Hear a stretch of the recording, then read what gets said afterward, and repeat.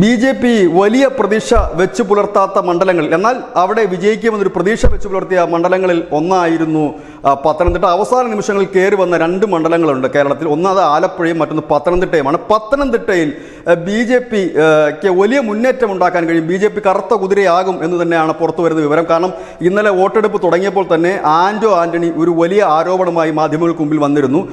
തനിക്ക് വോട്ട് ചെയ്ത ഒരു വോട്ടർ ആ വോട്ട് ചെയ്തതിനു ശേഷം ആ വോട്ട് പോയത് അനിൽ ആന്റണിക്കാണ് എന്ന്. സാധാരണഗതി തെരഞ്ഞെടുപ്പ് നടക്കുമ്പോൾ ഇത്തരത്തിലൊരു ആരോപണം ഒരു സ്ഥാനാർത്ഥിയോ ആ പാർട്ടിക്കാരോ ഉന്നയിക്കാറില്ല.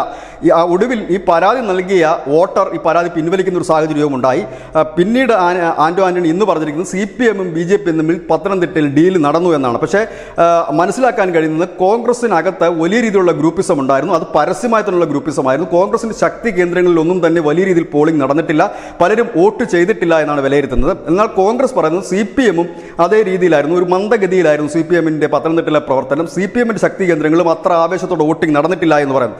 ഇവിടെ അനിൽ ആന്റണി വിജയിക്കും എന്നുള്ള ഒരു പ്രതീക്ഷയിൽ തന്നെ അനിൽ ആന്റണി നിൽക്കുന്നു, PC ജോർജ് നിൽക്കുന്നു.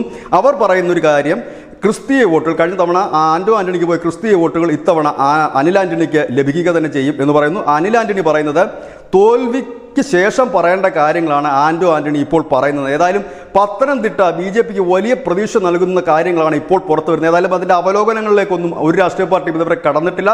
വരും മണിക്കൂറിൽ ഒരുപക്ഷെ അതിലേക്ക് കടക്കുമായിരിക്കാം. വോട്ട് ചോർച്ച ഉണ്ടായോ അടിയൊഴുക്കുണ്ടായോ എന്നൊക്കെയുള്ള വിവരങ്ങൾ വരും മണിക്കൂറിലേക്ക് അറിയുമായിരിക്കാം. ഏതായാലും അറിയുന്ന മുറയ്ക്ക് പ്രേക്ഷകരുമായി അത് പങ്കുവെക്കുന്നതായിരിക്കും. News desk news India Malayalam.